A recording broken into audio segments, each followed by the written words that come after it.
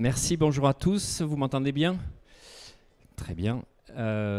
Bienvenue à ce salon, à ce CPM Sud-Est. Merci à la production Maintenance, merci Monsieur Guillon de l'invitation, de cette opportunité-là. Et merci à vous de votre temps. Votre temps est précieux, donc j'apprécie que vous ayez fait cet effort-là. Merci aussi parce que vous avez des besoins, vous avez des profils particuliers et donc d'avoir plusieurs personnes ici, ça va nous permettre aussi d'avoir cette interaction et d'avoir ces différents échanges.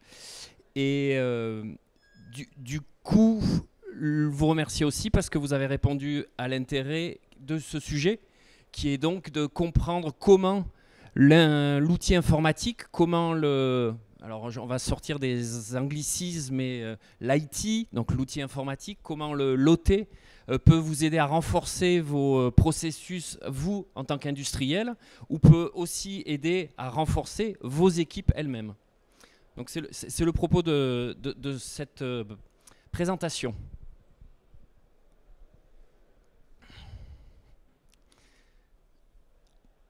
Du coup, j'ai amené des objets pour vous. C'est bien. Alors pour vous, ne soyez pas déçus, vous n'allez pas les emmener. Le premier objet, alors qu'est-ce que c'est? Une belle boîte, effectivement. Si je fais ça même, qu'est-ce qu'elle a de particulier cette boîte? Elle est totalement vide, effectivement. Donc la première, c'est cette boîte vide. Pardon? On n'ira pas jusque-là, mais non, c'est pas ça. Le deuxième objet, pour vous les industriels, pour vous certainement les mécaniciens. Alors, donc c'est un WD-40, je suis désolé, on est passé juste avant la présentation voir Fuchs, parce que c'est vraiment le gros nom du lubrifiant dans le monde industriel. C'est vrai que bon, moi en tant qu'utilisateur de WD-40, j'ai ça. Donc le WD-40, lubrifiant industriel, on va dire. Ça vous va? Vous avez bien reconnu? Ouais?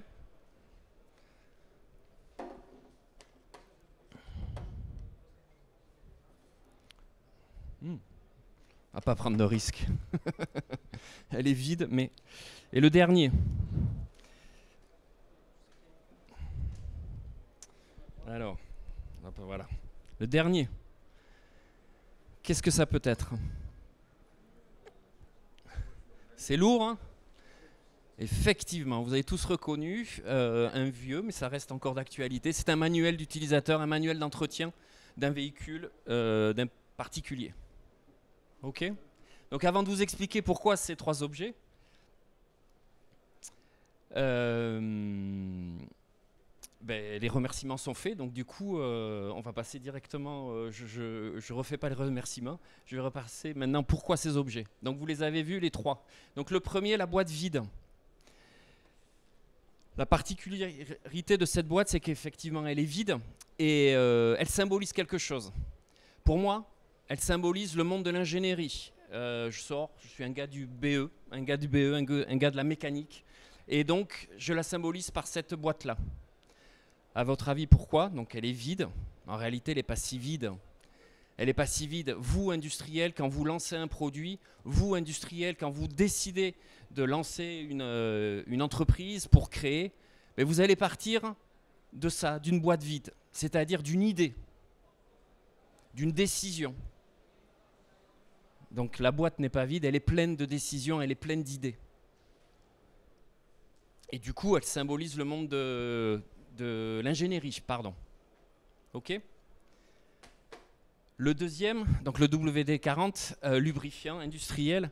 Alors pour moi, ça symbolise, vous avez compris, la fabrication, la production. Le pourquoi, c'est que dès que je le renifle, dès que j'en mets sur mon vélo, j'ai ce parfum qui revient et cette nostalgie de la fabrication. Donc ça peut être ces parfums, donc l'huile, le Fuchs ou n'importe quel lubrifiant dans un vieux tour manuel ou dans une vieille machine-outil 5 axes, alors en l'occurrence pas si vieille que ça, donc ces parfums.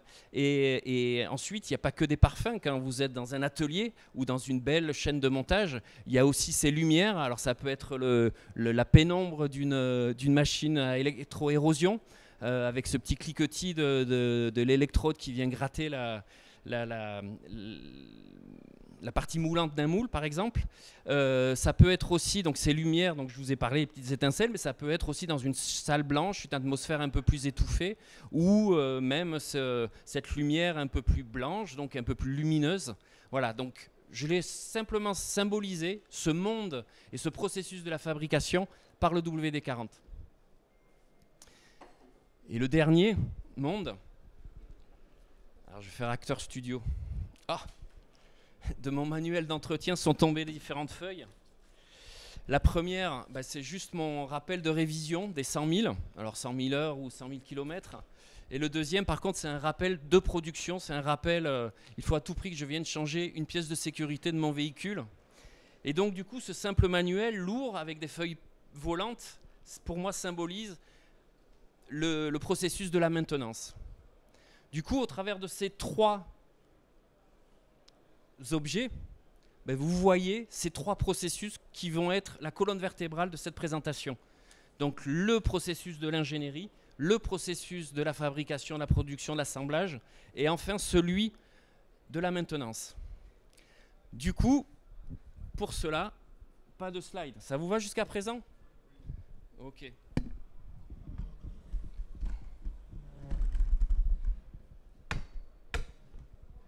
Donc c'est très technique, un paperboard, on a un peu préparé.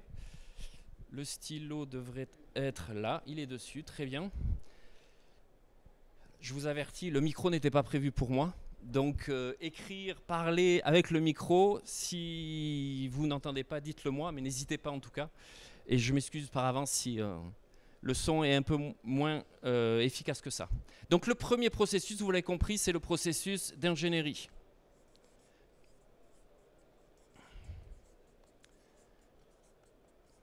Donc c'est un processus, ça veut dire qu'il y a un point d'entrée. Le point d'entrée, quel est donc le point d'entrée de ce processus-là? Très bien, merci beaucoup. Effectivement, c'est cette fameuse boîte transparente, cette boîte vide, cette boîte pleine d'idées. Donc elle est là. Alors je vais...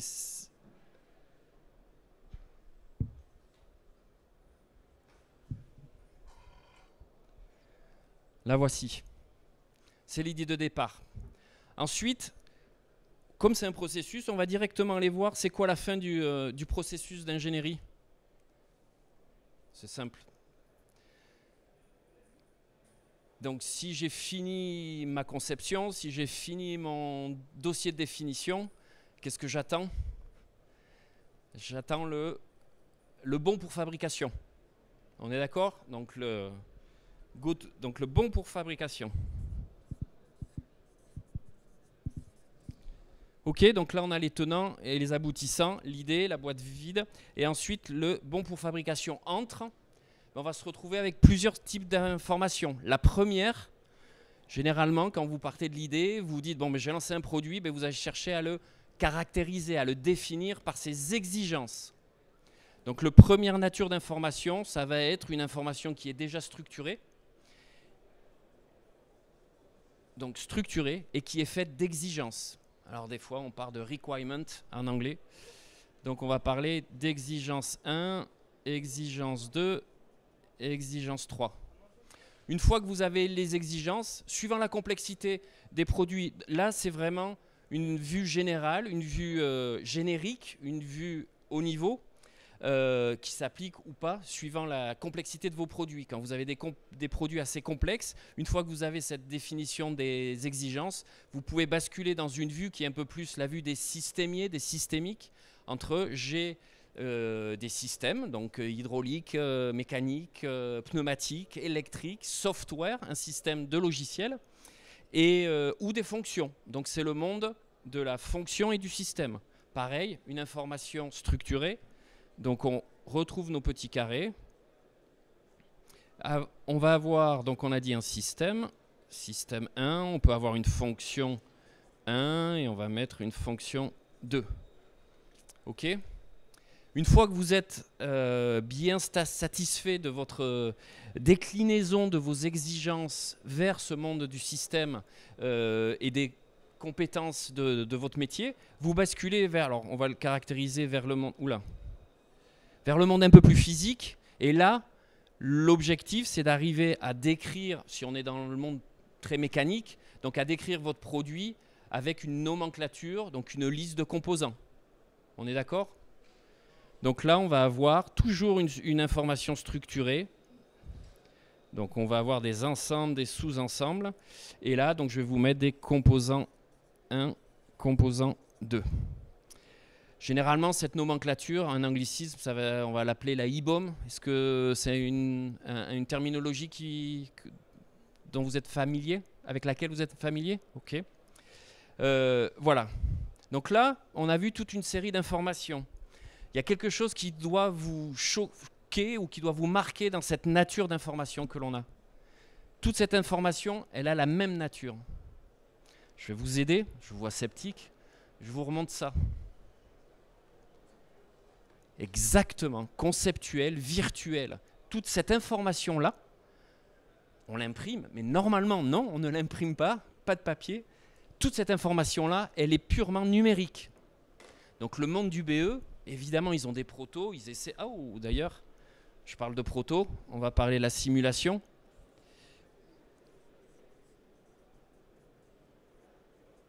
Donc le proto physique que l'on cherche à remplacer par un proto numérique. Et donc la première caractéristique ici, c'est qu'on est dans le monde du virtuel. Et comme vous l'avez dit, vous m'avez dit conceptuel. Effet conceptuel, j'aime bien.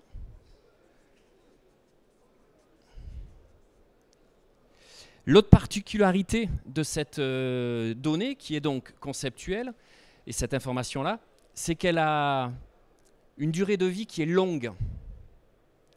Si on prend le cas d'Airbus, par exemple, Airbus est obligé de maintenir, de par les certifications et de par les standards internationaux, de maintenir la donnée pendant 40 ans. L'automobile, l'échelle est réduite, mais en tout cas, la donnée, elle a un temps long. Développer une voiture, développer une machine-outil, ça prend du temps. On n'est pas en train de parler de 2 jours, de 3 jours. On parle de mois. Et évidemment, l'objectif à tous, c'est de réduire ce temps. Donc là, on est sur un temps long.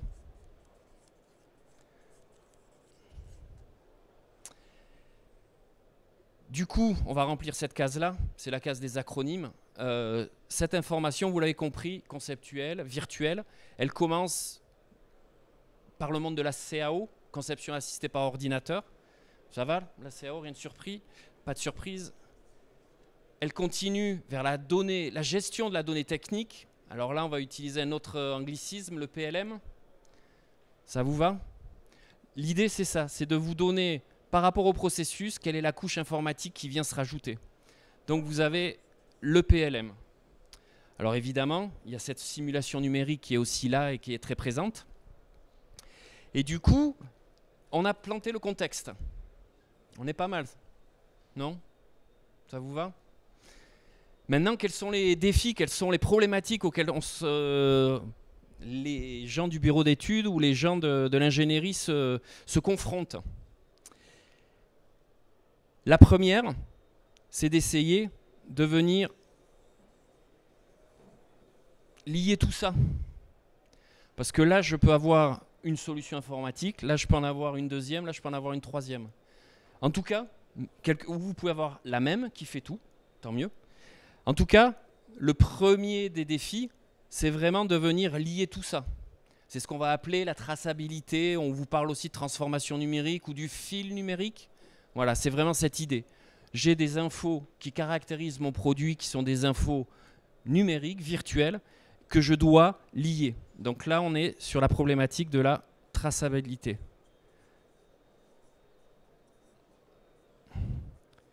Donc traçabilité, je vous ai parlé de liens. L'intérêt, c'est que si vous piochez un objet, vous tirez, eh bien, vous en tirez toute la pelote de laine, donc toutes les informations qui sont reliées. Le deuxième défi, ces défis-là, hein, vous les avez plus ou moins suivant la complexité des produits et suivant la caractéristique de vos produits aussi. Un des défis qu'on rencontre assez souvent dans l'industrie, c'est le fait de venir prendre un morceau de ce bloc numérique, et là on va dire c'est un module. Donc du coup d'avoir une approche modulaire de vos produits qui est portée aussi par l'outil informatique. Donc là c'est le module. Tout à l'heure on parlait de réduire ce temps long. Mais quand vous partez de la boîte vide, il faut le faire une fois, mais après c'est important de réutiliser. Et l'approche modulaire, c'est vraiment le meilleur moyen d'optimiser vos temps de production. Vos temps d'ingénierie aussi. OK ? Donc l'aspect modulaire est aussi, dès la conception, très important. Et évidemment, l'outil informatique aide énormément. Donc on va dire le premier, c'est la traçabilité. Le deuxième, dans cet exemple-là, c'est la modularité. Et le troisième, c'est l'ennemi de tous les processus, que ce soit de l'ingénierie ou de la production, on va le retrouver. Mais le troisième, alors qu'est-ce qui vient parasiter vos développements? Je ne suis pas encore arrivé au bon pour fabrication qu'il y a un ennemi qui vient, qui est constant, qui est partout. Exactement, merci. Après la bonne réponse sur le conceptuel, la modification. La modif, c'est quelque chose que personne n'aime, le changement. Et la modif, c'est le changement. Donc là, du coup, eh bien, il faut changer, il faut s'adapter. Et là, l'outil informatique aide énormément. Si je reprends cette notion de « Ah, j'ai une modification à cet endroit, je tire » et je vois quelles sont les informations numériques liées, quelles sont les exigences, quelles sont les fonctions, quels sont les composants mécaniques et leur définition, ben, du coup, j'ai une plus grande facilité à analyser la modification, à décider de sa modification et donc à exécuter les changements. OK ? Donc ça, c'est le troisième des grands défis sur le monde de l'ingénierie. Donc je vous ai parlé de la simulation. Effectivement, il y a un autre point qui est de plus en plus prégnant pour tous les industriels et qui arrive dès le début sur les exigences. C'est la partie du RSE, donc la responsabilité sociétale des entreprises. Et du coup, ça veut dire quoi? Ça veut dire concevoir, produire et maintenir de façon plus favorable pour l'environnement. Et du coup, quand on revoit ce modèle-là, cette image-là de la chaîne numérique avec la traçabilité, mais si vous rentrez une première exigence, une première caractéristique très importante sur votre produit, lié à ce RSE, lié à cette volonté de produire vert, mais du coup, vous avez cette capacité à ne pas perdre le fil, à ne pas perdre l'objectif. Et donc, on se retrouve avec un bon pour fabrication qui sera satisfaisant et qui répondra donc à toutes ces exigences-là. Donc du coup, le quatrième, c'est pour ouvrir vers les nouvelles problématiques. Donc je vais vous mettre green. Et je vais vous mettre RSE. Et du coup, soyez pas surpris que de plus en plus, vous verrez des green PLM qui n'ont pour objectif que de vous assurer la traçabilité et surtout de vous permettre de gérer ces exigences le plus en amont possible et de garder ce lien numérique. Ok, je pense que ça fait 20 minutes qu'on est sur l'ingénierie. Ça vous va? Ok, messieurs qui n'étaient pas là, juste, on a introduit le symbole de l'ingénierie qui est une boîte vide. En fin de compte, elle n'est pas vide, elle est pleine d'idées. L'idée, c'est le point de départ du processus d'ingénierie. Ensuite, maintenant, on va basculer sur l'autre processus. Donc l'autre processus, alors on va laisser les nouveaux arrivants deviner. On l'a symbolisé par ce lubrifiant industriel, WD-40. Fuchs m'a autorisé à parler de WD-40, si je dis Fuchs à chaque fois. Donc c'est pour symboliser le monde de la fabrication, de la production et le processus de production.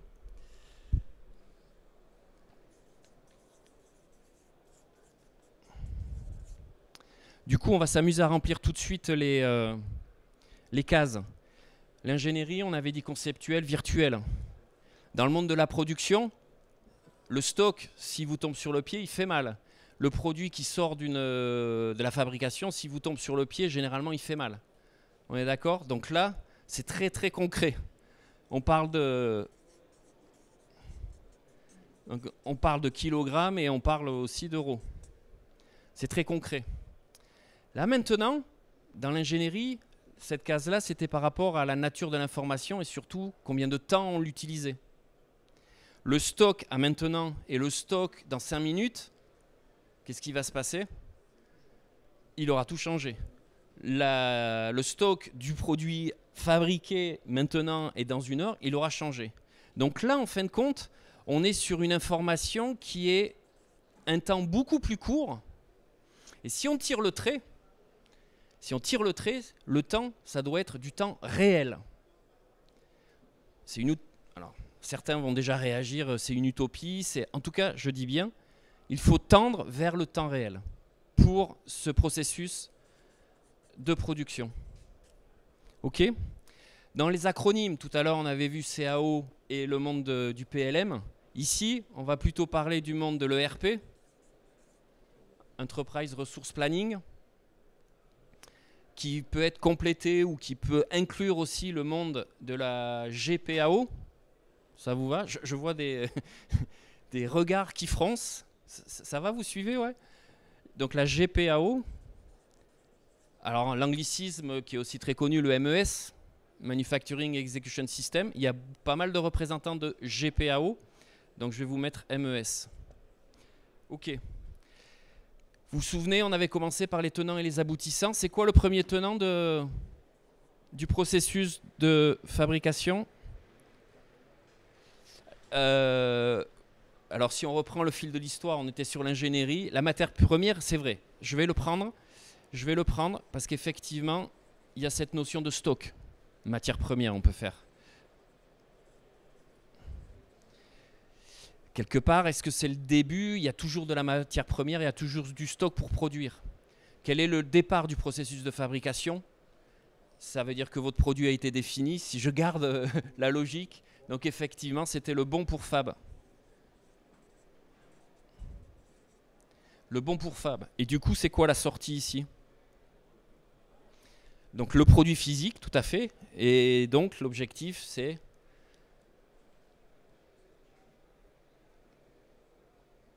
qu'il soit en stock. Et si on garde cette idée de temps réel, plutôt que de faire du stock, c'est de le livrer. Donc c'est vraiment d'être sur du allez, on va vous faire un tel que livré.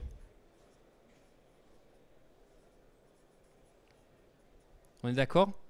Le produit, la fin du processus, c'est la définition du produit tel que livré. Donc on a commencé à parler des stocks. C'est bien, il y a besoin de stocks, il y a besoin d'autres ressources. Les humains, avec vos compétences. Donc quelque part, alors on va mettre ressources. Il y a donc des compétences. Effectivement, on pourrait, alors matière première, stock, j'aime bien puisque c'est un des points. Donc vous avez parlé d'énergie. Effectivement. Donc là, la caractéristique de tous ces éléments-là, c'est que c'est de la ressource. C'est de la ressource pour lancer le processus. Et là, on est vraiment donc dans ce monde de l'ERP, puisque l'entreprise et le planning de la ressource pour l'entreprise, donc c'est le monde de l'ERP. Tout ça, c'est pris en charge par l'ERP. Ensuite, on va chercher à fabriquer, donc il va y avoir une première étape. On va continuer avec les triangles. Première étape, donc on va dire, ça va être débiter un brut. Ensuite, on va avoir une autre étape, ça sera continuer, si on fait de la fabrication ou de l'usinage, on va continuer à une première ébauche. Ensuite, on va aller sur la finition. Donc, ce qu'on est en train de faire, c'est qu'on est en train de lister des étapes. C'est simple, mais ça marche très bien pour une voiture. Vous pourrez avoir une série d'étapes, donc on va finir avec une étape. Et un modèle avec une option aura un chemin de fabrication et un autre modèle aura un autre chemin. Et du coup, là, l'information est simple, hein, c'est modèle, c'est des étapes. J'ai fait, j'ai pas fait, je prépare, je fais, et je réalise. Et du coup, là, on est plus dans le monde de l'ordonnancement.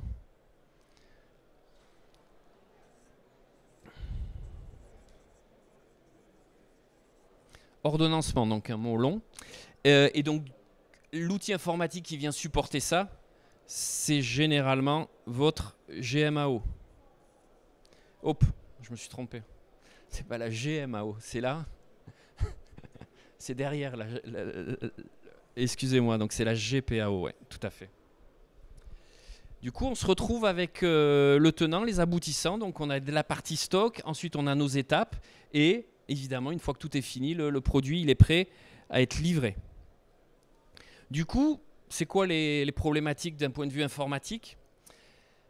Déjà, on a parlé de ces deux mondes, donc le monde de l'ERP et le monde de la GPAO, pardon.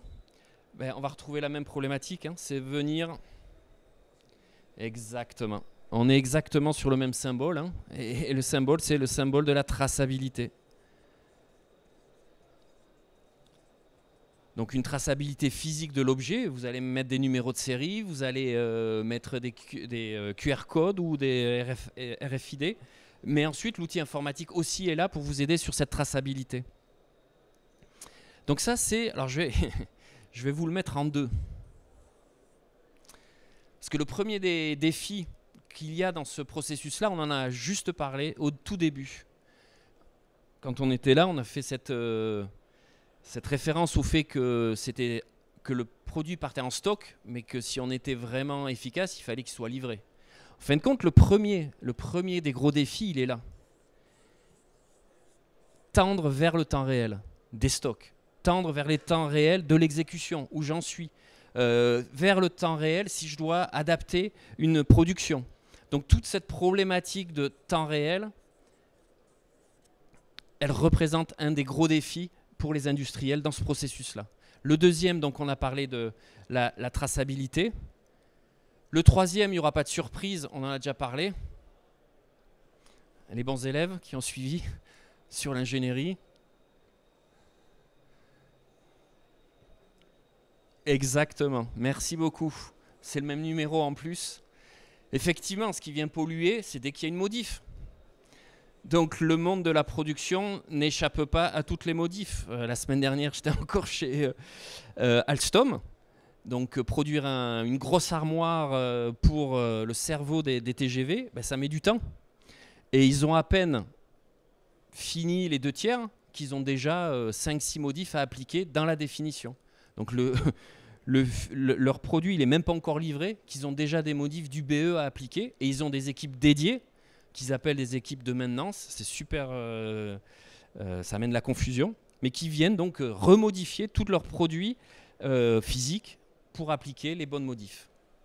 Ok? Pas de surprise? Donc on est sur le 3. Le quatrième, alors c'est plus...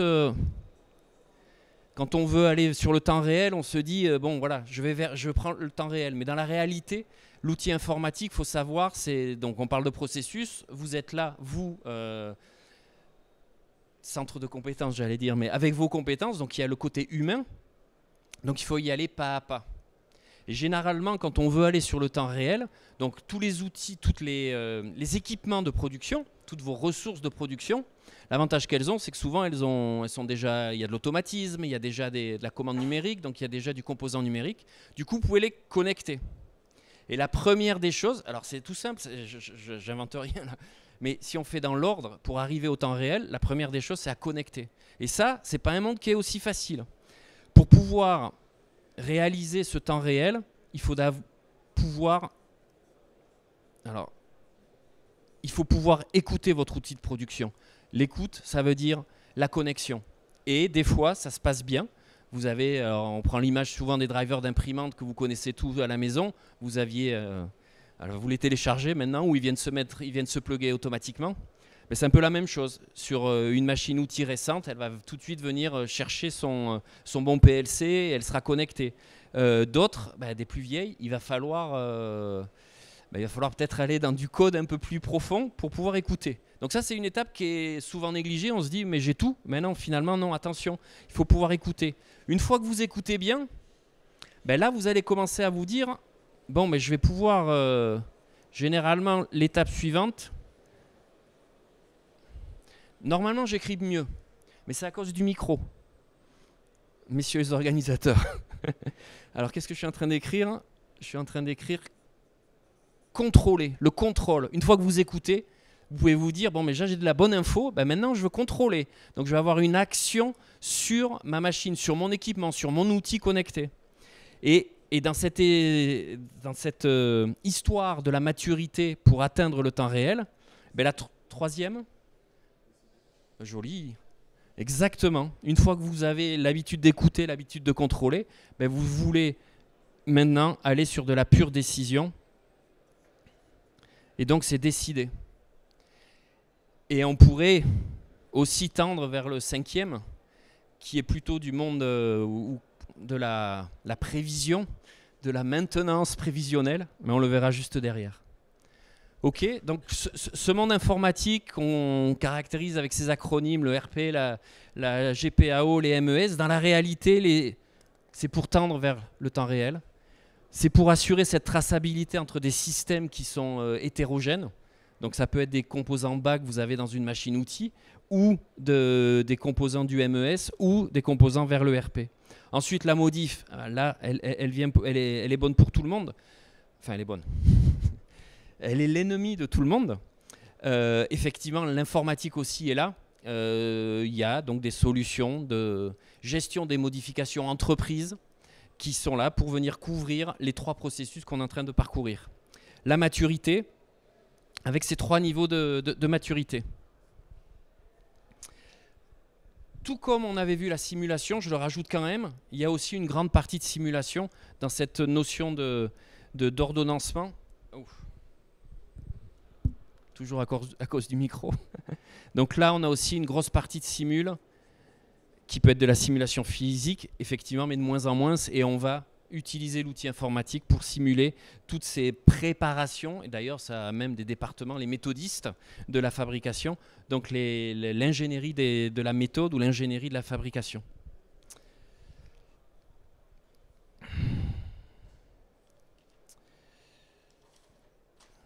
On avait pris l'image du lubrifiant, parce que là vous vous souvenez les parfums, vous vous souvenez les lumières, vous vous souvenez les bruits.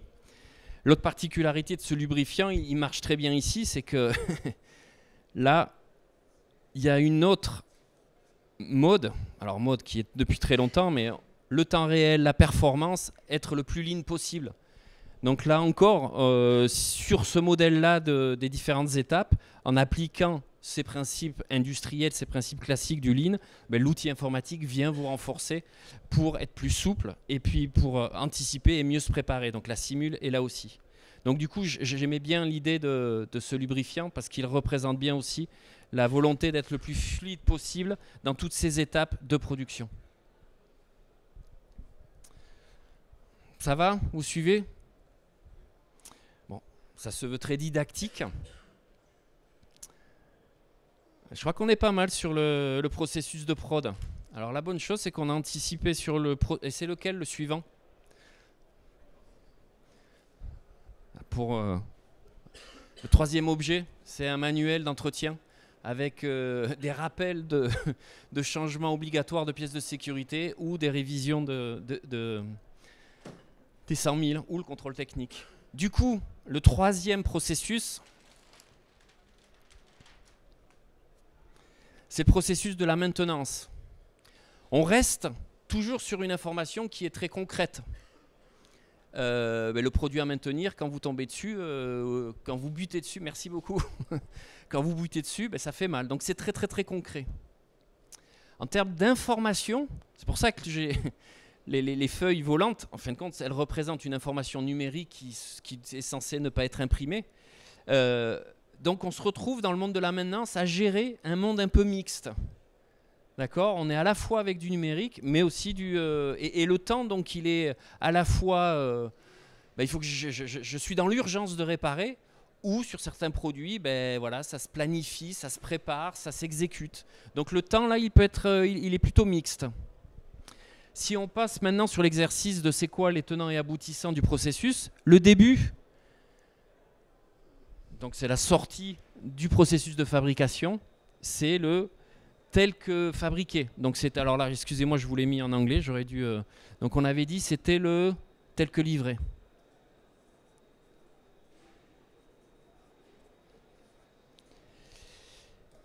Et une des premières difficultés, c'est que pour faire la maintenance, vous avez quand même aussi besoin du bon pour fab, c'est-à-dire toute l'information qui sort du processus d'ingénierie.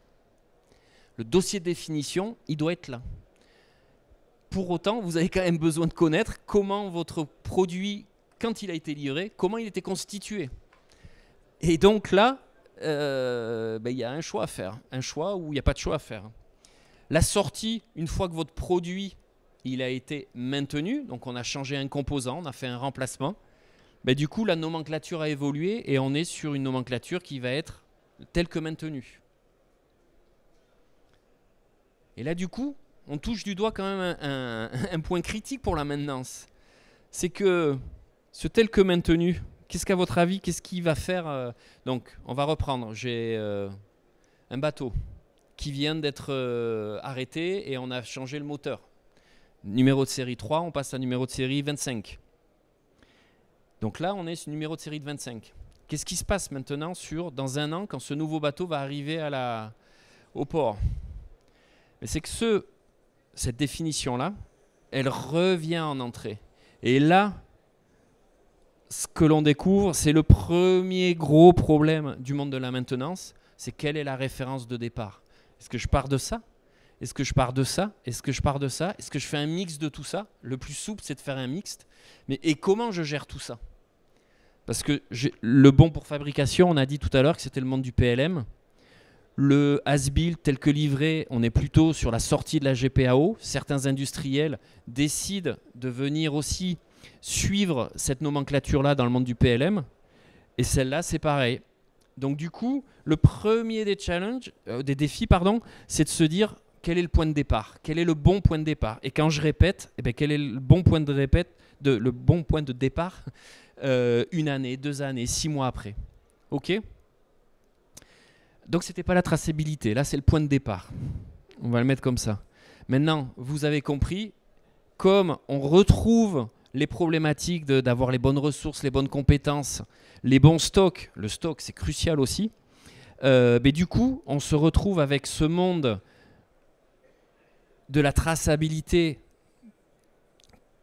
qui est à assurer pour être sûr que, donc là du coup on est sur cet ordonnancement là, je vous l'ai mis, c'est la GMAO, on est un peu dans le monde même très souvent dans le monde de l'ERP, et là on est dans le monde donc de la GMAO. Ok, donc du coup on retrouve cette même problématique de la traçabilité.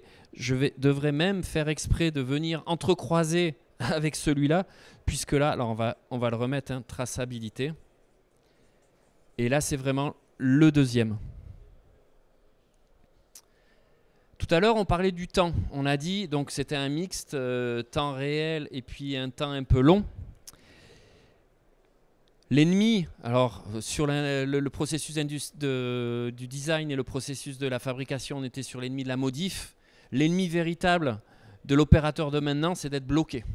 Je suis bloqué parce que c'était pas le bon moteur, donc j'ai pas les bons outils pour dévisser, la bonne clé dynamométrique pour venir déposer le moteur.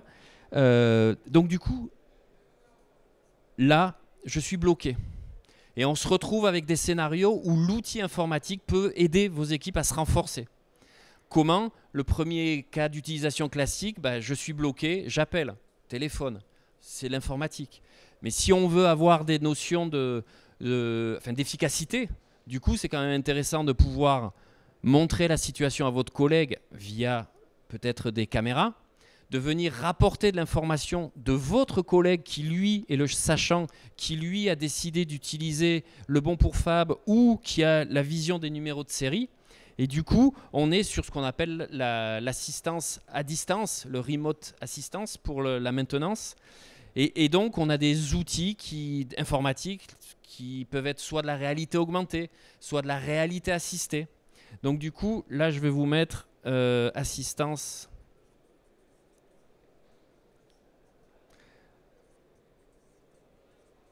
Vous n'avez pas le droit de vous plaindre de l'écriture.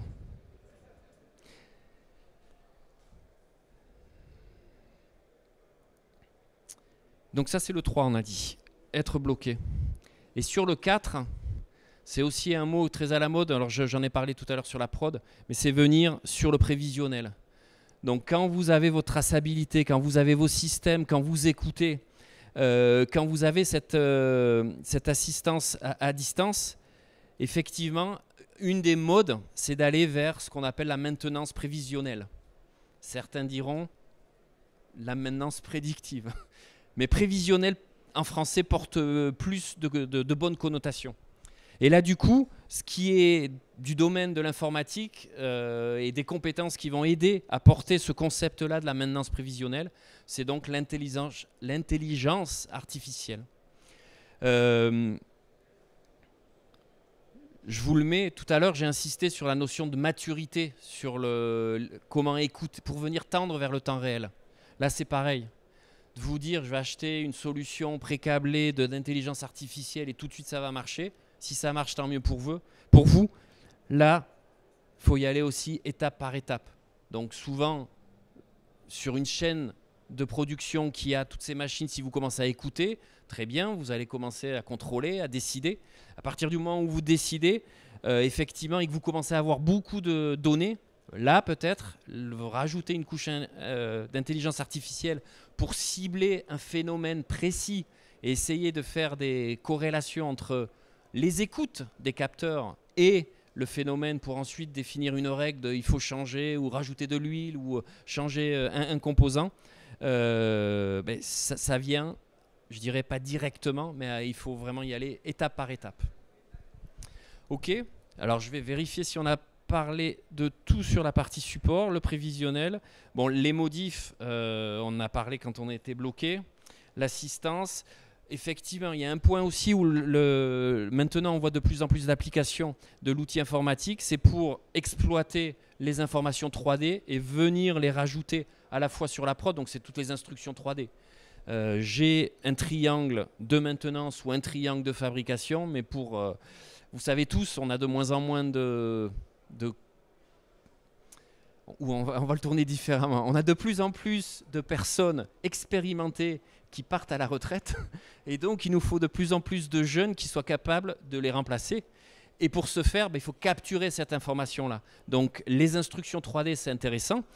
Sur la maintenance, ces solutions qui vous permettent de faire de l'assistance à distance, ça a un autre bénéfice clé, c'est que vous pouvez capturer l'information. C'est-à-dire que vous avez une discussion qui s'opère entre le bloqué et le sachant, mais vous pouvez capturer ça.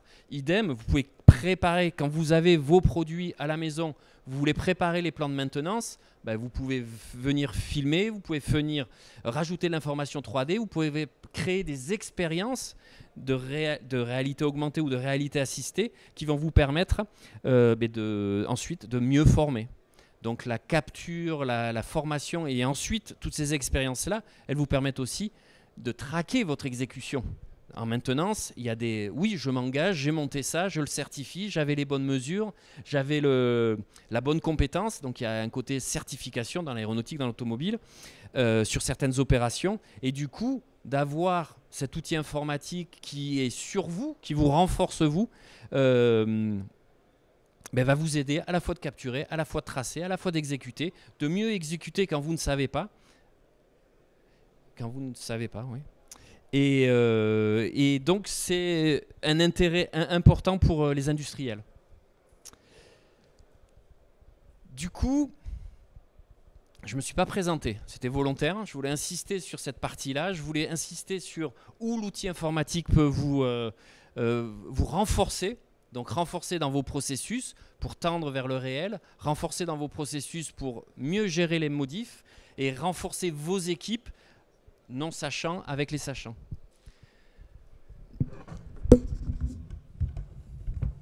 Ça va, vous survivez? Du coup, qui sommes-nous? Donc, je m'appelle Frédéric Brech, je viens de la société Transition Technologies. On est intégrateur de solutions informatiques pour le monde de l'industrie qui adresse évidemment les 3 processus qu'on a vus. Donc de la CAO, du PLM, du MES renforcé, de la réalité augmentée, de la réalité assistée. Rapidement, je peux continuer, Monsieur Guillon, on n'en avait pas parlé.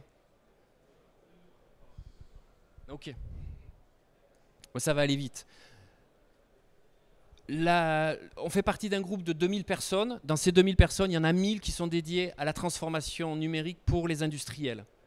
Vous voyez la partie à gauche avec cette représentation et cette empreinte multinationale. Donc on a une agence en France de 25 personnes, une agence en Suède, en Allemagne, en Asie, aussi aux États-Unis. On a le Canada aussi. On est donc 1000 personnes, je vous ai dit. Et ensuite, on a des partenaires technologiques. Pour mieux représenter ces partenaires technologiques, je voulais juste vous donner les 8 compétences que l'on a et que l'on propose à tous nos clients. Évidemment, la CAO, derrière, il y a cette notion de model-based design. Donc, ça reprenait un peu la notion de modularité et surtout d'empêcher d'avoir du 2D et d'imprimer du 2D. Le PLM avec le Product Life Cycle. Cette particularité, c'est pour ça aussi que la simulation est importante. Effectivement, les données de simulation dans la conception sont là. C'est du numérique, c'est du virtuel. Il faut l'intégrer à tous vos dossiers de définition.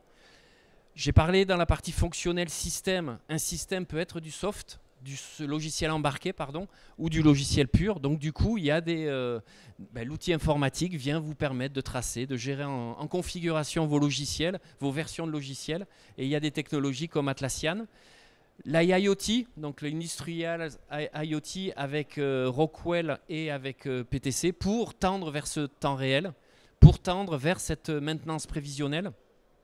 Réalité augmentée, un des produits s'appelle Skillworks, c'est simple, Skillworks, qui vous permet de capturer, qui vous permet d'exécuter, qui vous permet de traquer, sans avoir les mains occupées, avec un casque et un petit écran qui est juste sous votre œil. C'est de la réalité assistée.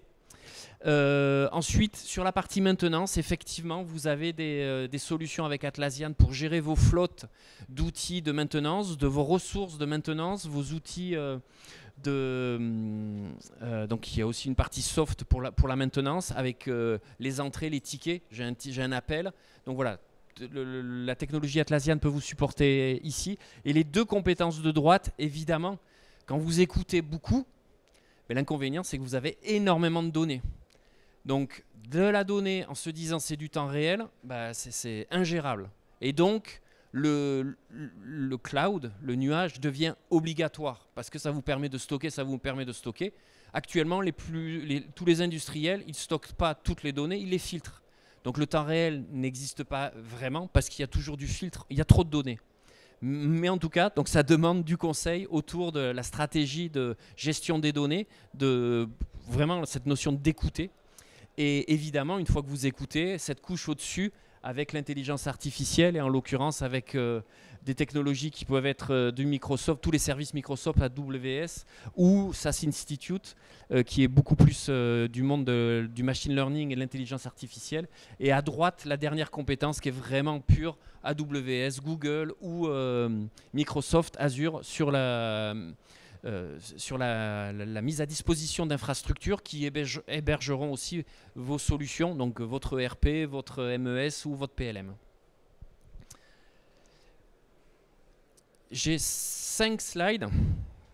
Je ne suis pas certain que ce soit nécessaire de les montrer. C'est juste pour montrer des cas d'utilisation réels avec des clients qui reparcourent ce que l'on a vu. J'ai commencé par la maintenance. Alors, je vous sens quand même captivé, donc je vais vous le montrer. Le premier, donc, c'est avec cette notion de casque, cette notion de tablette numérique qui vient pour l'opérateur de maintenance qui est bloqué. Ben voilà, je viens in situ, je viens scanner l'objet, j'ai de l'information qui vient se rajouter. Vous imaginez un boîtier électronique où vous avez plein de câbles, plein de composants. Ben, lequel a changé? C'est toujours mieux quand on a une information qui arrive de la 3D, qui vient se plugger sur votre tablette ou sur votre lunette pour vous indiquer quel est le bon composant. Voilà, c'est ce genre de cas d'utilisation. Soit c'est dans l'exécution, ici c'est surtout sur l'inspection. C'est le fameux casque dont j'ai parlé, la technologie RealWear, le casque RealWear sur lequel vient se plugger alors là c'est vraiment du soft avec Skillworks. En bas, c'est tout ce qui vient vous embêter. Et en vert, c'est tout ce qui vient vous sauver. Donc, je reprends les termes de la capture, de la préparation de l'exécution et du traçage des opérations.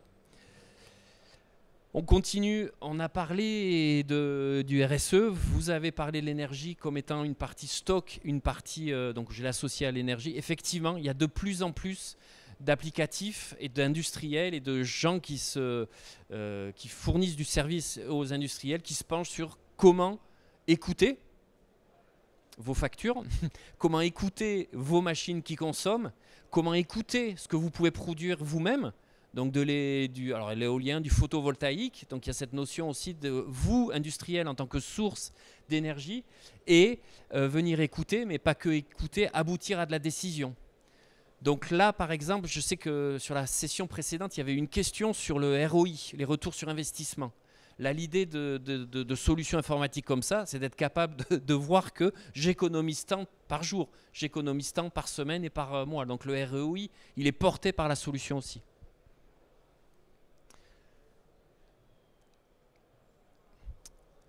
Je n'ai pas trop parlé. Dans l'écoute, la première des choses qu'on fait, c'est savoir si ma machine marche ou marche pas. Elle est allumée ou elle n'est pas allumée. Donc du coup, on trace ses temps d'utilisation, on trace les pourquoi de non-utilisation. Et ça, c'est lié à cette utilisation et la vision de l'utilisation des équipements de fabrication. D'autres, une fois que vous avez bien écouté et que vous savez qu'elle marche, maintenant vous voulez aller dans une finesse supplémentaire qui est vraiment la performance. Donc l'acronyme très connu, c'est en anglais c'est le OII. Alors du coup, je veux bien que quelqu'un me rappelle ce que c'est, parce qu'après 3 quarts d'heure avec vous, non, OII, Operational Equipment Efficiency, donc la performance de l'équipement connecté. Donc il y a des applicatifs effectivement qui vous permettent de voir, d'avoir cette supervision de votre équipement unitaire, mais aussi évidemment de votre ligne, voire de votre usine, et donc de calculer ces fameux métriques de performance. Là, on bascule, c'était volontaire, c'est l'aspect gestion du logiciel. Donc, la maintenance du logiciel est très problématique pour certains industriels, et du coup, il y a aussi des solutions informatiques qui viennent renforcer tout ça. La dernière, là on est dans le monde de l'ingénierie, c'est plus, et vous voyez ERP, donc on est ingénierie et PLM, c'est juste pour vous montrer aussi que les problématiques de traçabilité, la traçabilité qu'on a gérée sur l'ingénierie, la traçabilité qu'on a gérée sur la fabrication, vous pouvez aussi dresser une traçabilité générale, et du coup c'est avec des systèmes de connexion de systèmes hétérogènes. Donc vous pouvez avoir un ERP, vous pouvez avoir un certain PLM, et voilà, il y a beaucoup d'industriels qui se penchent pour être sûr que cette idée du fil numérique, donc on a bien représenté, je tire le fil numérique, avec des outils qui communiquent entre eux, on puisse le mettre à profit. Et le dernier, c'est un exemple donc, allemand de Schaeffler qui, lui, a été à dresser ce fil numérique dans le monde de l'ingénierie. Donc vous voyez, il y a toutes ces... D'ailleurs, vous revoyez les exigences, les fonctions, le système. Alors là, on est encore dans le système, et ensuite on a le monde de physique. Donc c'est la représentation qu'on avait utilisée tout à l'heure. L'idée ici que vous pouvez retenir, c'est qu'une fois qu'on a ces traçabilités-là, vous avez plusieurs outils, on l'a dit. On a réussi à tracer, c'est bien. Mais maintenant, il y a des gens qui n'ont pas envie de connaître tous les outils. Surtout les décisionnaires, ils veulent se plugger en haut et dire moi je veux l'info qui m'est nécessaire et je décide. Et ça, du coup, c'est cette mode aussi qui vient chez les éditeurs de logiciels et chez les intégrateurs pour les industriels. C'est de venir dire on va vous créer des expériences qui sont liées au rôle de la personne. On parlait des modifications. Mais il va y avoir une applicative qui va permettre de gérer la modification pour l'industriel de l'ingénierie ou pour celui de la fabrication. Donc c'est dire, j'ai le fil numérique, mais par-dessus, je viens rajouter des outils personnalisés sur vos rôles à vous. Donc c'est des applications par rôle. Voilà. On a fait un long chemin ensemble autour de cette colonne vertébrale qui était les 3 processus, l'ingénierie, la production, la maintenance. Je vous sens bien camper sur les chaises, ça va. La conclusion, l'outil informatique ne doit pas être un ennemi, ne doit pas faire peur. Pas à pas, il aide, il renforce. effectivement, déjà venir acheter du logiciel, c'est bien. Les faire communiquer entre eux avec cette notion de traçabilité, c'est ce qui concerne beaucoup d'industriels. Donc renforcez vos processus via l'outil informatique et de garder cette idée aussi que l'outil, quand vous êtes bloqué en production, vous êtes bloqué en maintenance, peut aussi aider avec ces nouvelles technologies que sont la réalité augmentée ou les réalités assistées. Je vous remercie de votre écoute, de votre participation. Et bravo, oui, pour cette... 1 heure, on est bon. Oui, oui, non, mais c'est parfait. Et merci aussi pour cette présentation très originale, effectivement, à partir de papier et d'objets. Voilà, tout n'est pas virtuel, bien entendu.